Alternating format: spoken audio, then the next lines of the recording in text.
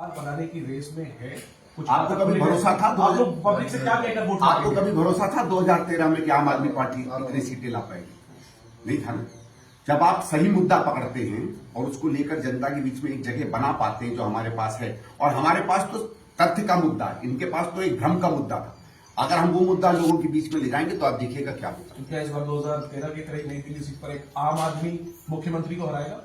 देखिए, मैं आम आदमी अपने आप को कभी नहीं कहता, मैं ना इस तरीके की कोई, लेकिन आप रहते तो आम आदमी की तरह ही हैं। वो अलग बात है, वो मेरे जीवन की शैली, मैं अपनी जीवन की शैली बेचता नहीं, ना मैं अपनी सादगी बेचता हूँ ना अपनी सरलता बेचता हूँ। इतना मैं बेशरम नहीं हूं कि मैं व्यक्तिगत रूप में जो करूं तो लोगों को कहूं उसको। आपको वोट देना है तो मेरे काम करने की क्षमताओं पर वोट दीजिए, आपको वोट देना है तो मेरे विचार क्या है उस पर वोट दीजिए। संदीप जी, क्या ये लड़ाई पर्सनल है?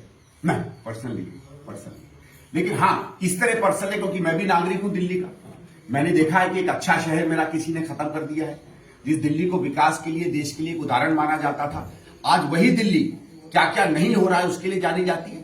तो वो तो है, लेकिन नागरिक के रूप में तो मैं नाराज हूं। कांग्रेस कितनी सीटें जीतेगी, क्या भरोसा है?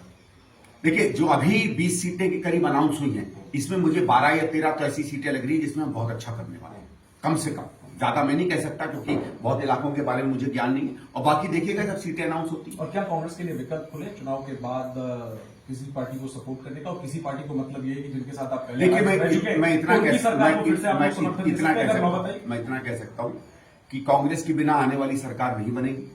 किसी भी हालत में हमने बीजेपी का ना कभी पहले समर्थन किया ना आज करेंगे, और जिस सरकार ने भ्रष्टाचार में कीर्तिमान स्थापित किया दिल्ली में, उसका समर्थन तो हम कर ही नहीं सकते।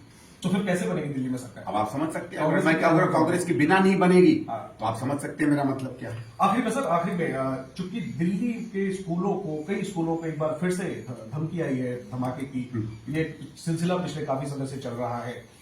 एक दिल्ली के नागरिक के तौर पर आप कैसे? देखिए, ये बहुत गंभीर चीज है, इसमें तो फौरन तहकीकात होनी चाहिए, और आई एम श्योर पुलिस ने एक्शन लिया होगा, पता किया होगा। पहले भी जो कोई जांच अब तक वही तरीके की नहीं हुई कि कोई पकड़ा जाए। उसी पे आ रहा हूं कि एक तरीके से अच्छा माने कि ये धमकियां केवल एक कागजी रही, इसका कुछ तथ्य नहीं निकला, कुछ बम नहीं निकले, ये तो बहुत ही सीरियस बात हो जाती है।